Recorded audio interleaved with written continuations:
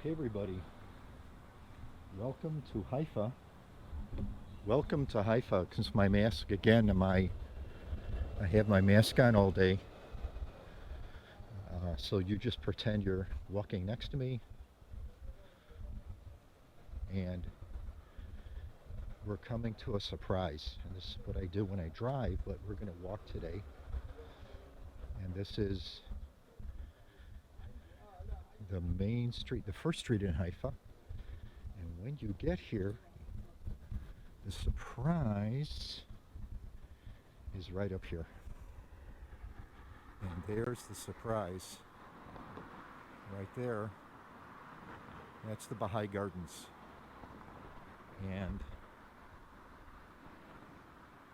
that is a United Nations World Heritage Site, the Baha'i Gardens.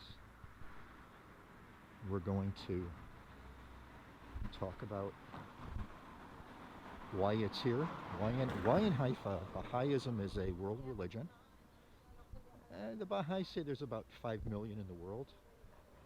Nobody really knows. I think they do. Actually, the Baha'is know, because if you become a Baha'i, you actually get an ID as a Baha'i. I don't know if there's another religion that gives you an ID, but because they do that because they're a persecuted minority, and they are seen as apostates by Islam, by normative Islam. They are very badly persecuted in Iran, where the religion began. So we are now on a beautiful, beautiful boulevard, and it's called Ben Gurion Street. Normally this cafe would be full of people now, but it is a bit early in the morning, and people are, you have to do a little work before you get your coffee, right? So there's another story here, and the other story are these stone homes we see. There's one right there, which has been turned into a sort of a restaurant. And if we come over to this sign, we see a sign that says the German colony story. So when you come here to Haifa as a tourist, this is the place you're usually taken. And by the way, this is one of the better restaurants in the country, Fatouche, named after a salad. But be warned, my wife doesn't like it here. So for those guys who know that your wives are always right, apparently enough wives don't think so. But so, and there's a very, very quiet day. We're going to walk to the Baha'i Garden here. This is the way I parked my car. If you're on a tour with me, this is what we do. But what I think I'm going to do is cross the street here, and there's not a whole lot of traffic today because we're more or less on lockdown. We're on our second wave of corona. Per capita, we're about as bad as the states in Brazil right now. So if I don't have my mask on, I get about $135 fine, 500 shekels. So let's get another view of the gardens here. And by the way, there are 3 parts. If you do the tour right, you begin down here. We'll see if the gardens are open. I don't see anybody up there, so I've got a feeling the garden isn't open. You only can go into the garden from the middle level. Oh, nice truck here making a racket. And we'll talk about the Baha'is in a moment. What I'd like to do is talk to you about why is this area called the German colony?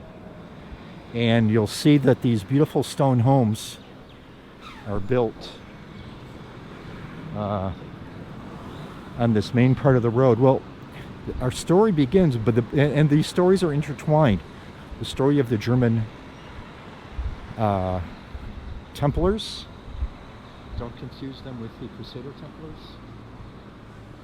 But what I'd like to do is see if I can jaywalk here. Don't do this.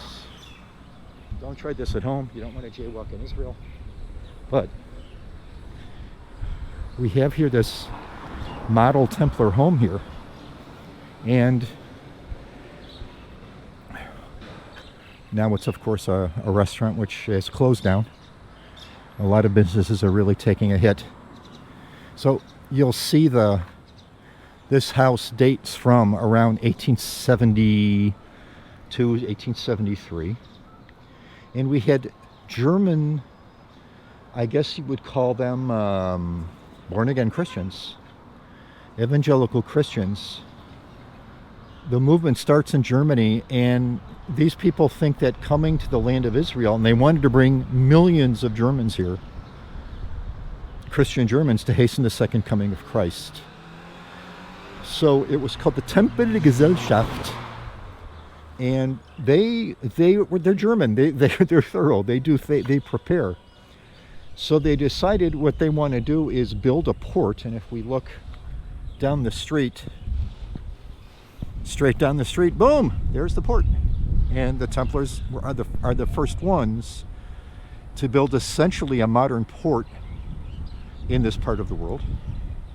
Haifa in 1870 was a little nothing of a town, 600 families, Muslims, Jews, and Christians. Now, that's a nice thing that always, Haifa is today also a city of, however, a Jewish majority today, but Jews, Christians, and Muslims.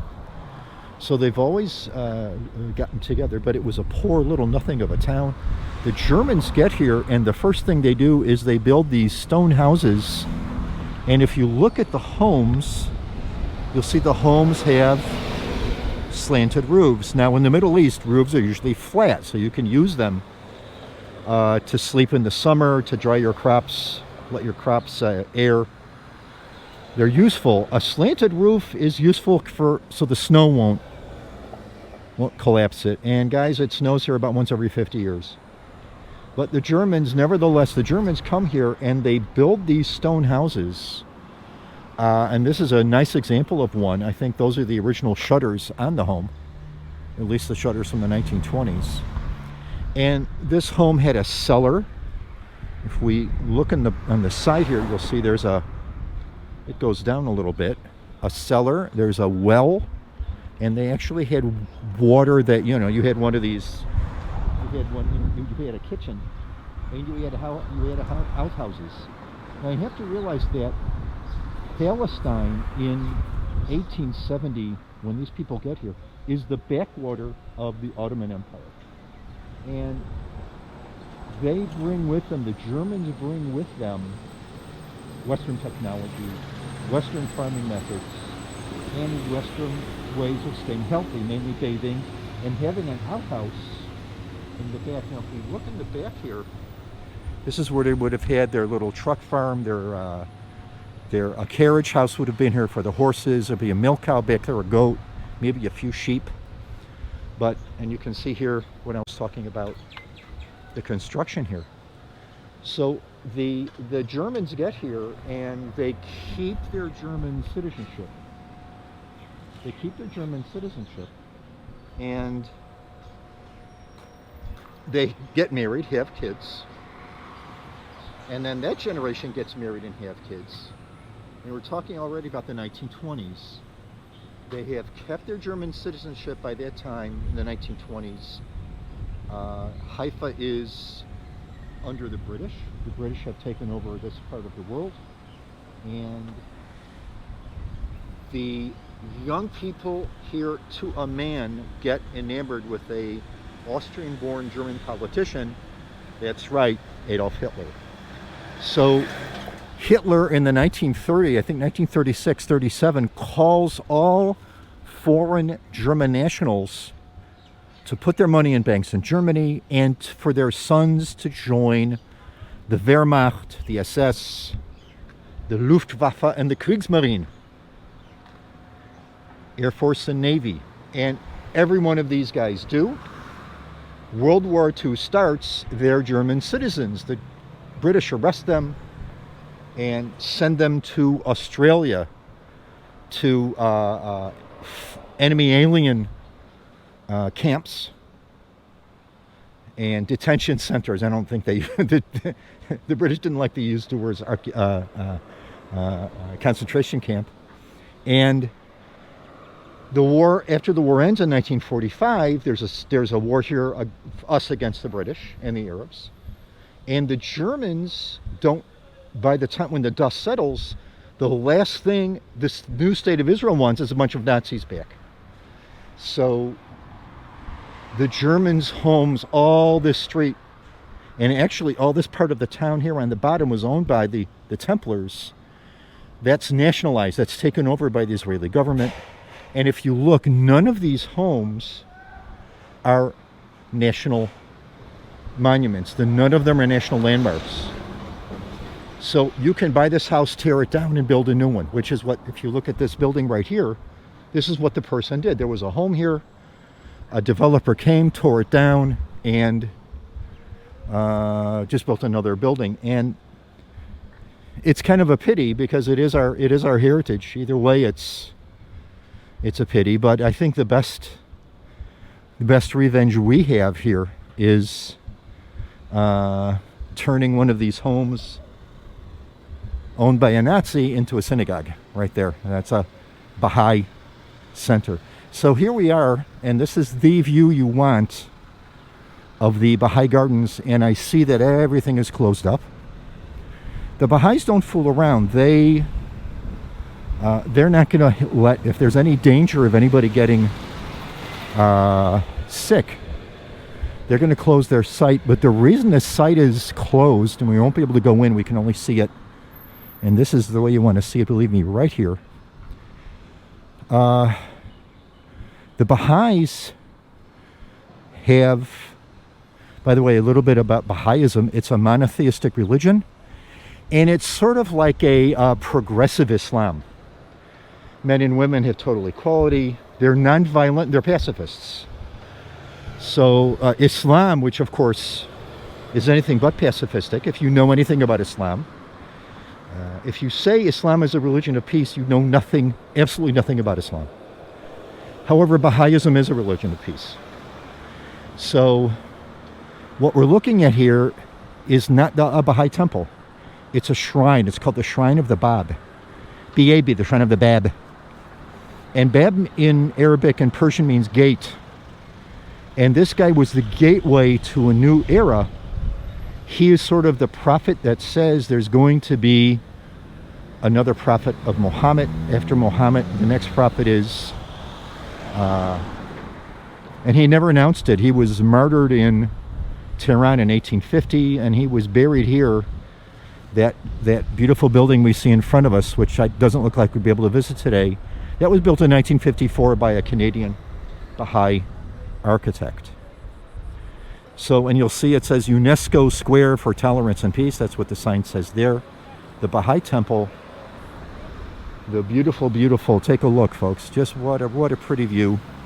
If you come to Israel, this is one of the places you've got to go to, the Baha'i Gardens. But here's the thing, there's 3 stops. Now, we're not going to do the center stop because the gardens are closed. I can see the people walking around are the caretakers, and they have an army of gardeners. They have more than 70 gardeners. We're only seeing about a third of the Baha'i Gardens here. It goes up all the way to the top of the mountain, and when we go up there, that's our next stop, we'll be able to look down and see exactly what's what.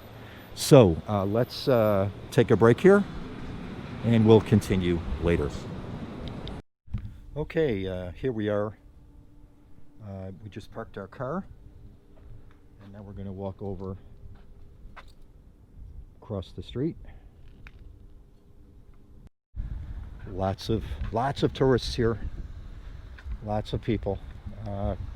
I've never been here when there's absolutely nobody here, but like I said, we're on more or less a half lockdown now. Restaurants are closed, clubs, bars. Now, the reason the Baha'is have closed the park here is because, and take a look. Yeah. And this is where you want to stand. We were standing all the way down there before, but you get literally a bird's eye view of the city itself, the port, the container port. Right in front of us is an Israeli naval base, and directly down there we see all those, kind of hard to make out because the camera's at wide angle, but you see the street that the Templars built, and we see their homes with the red roofs. And if you see a home with a red roof, you can probably bet your bottom dollar the Templars built it, at least in the area here. Now, this is the upper tier of the garden.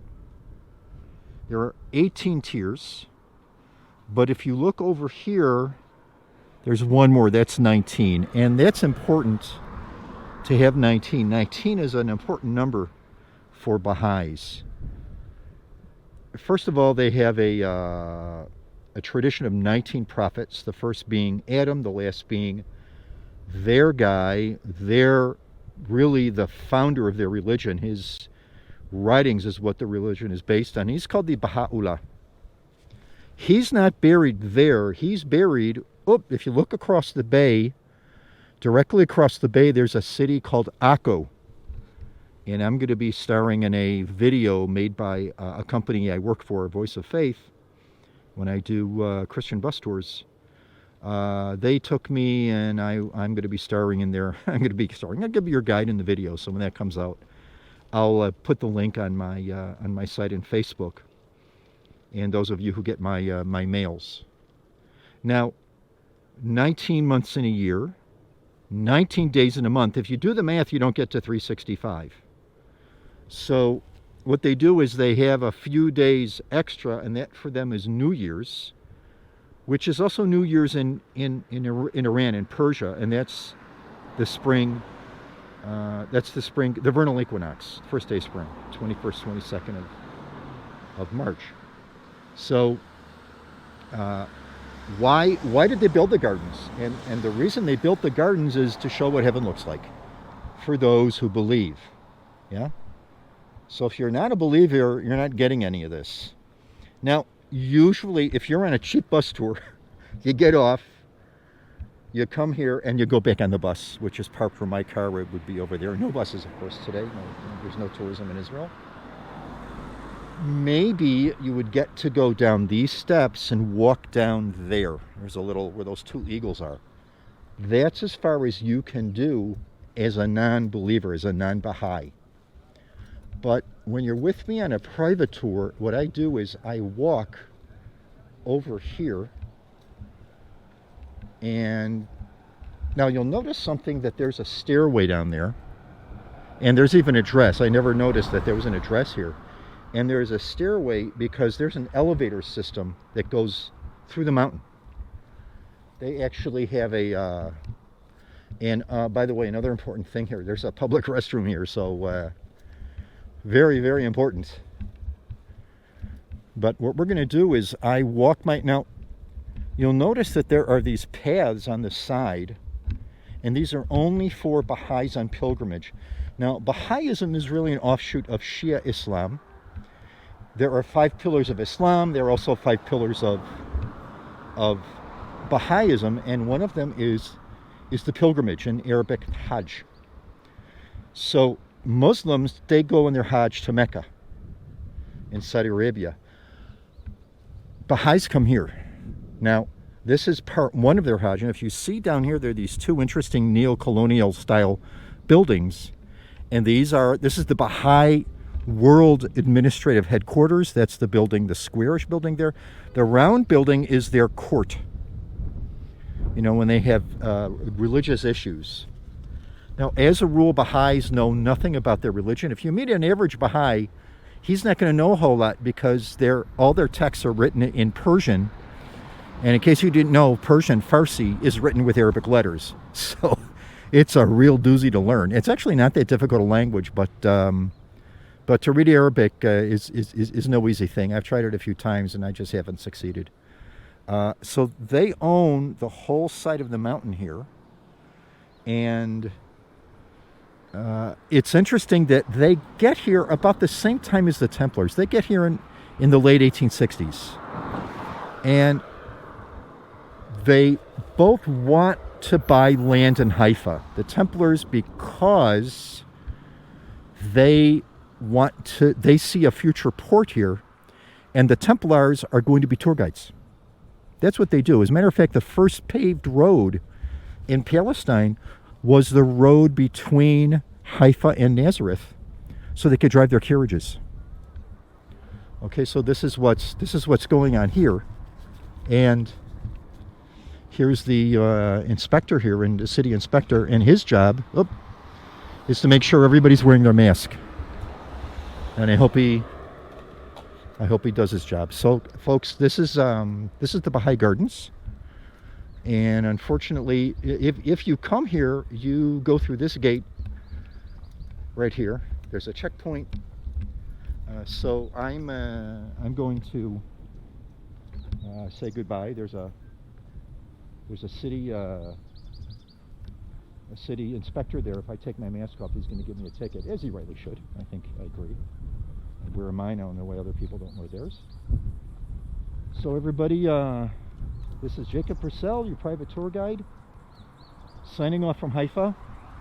God willing, we'll see you in the not too far future in the wonderful, wonderful state of Israel. Bye-bye now.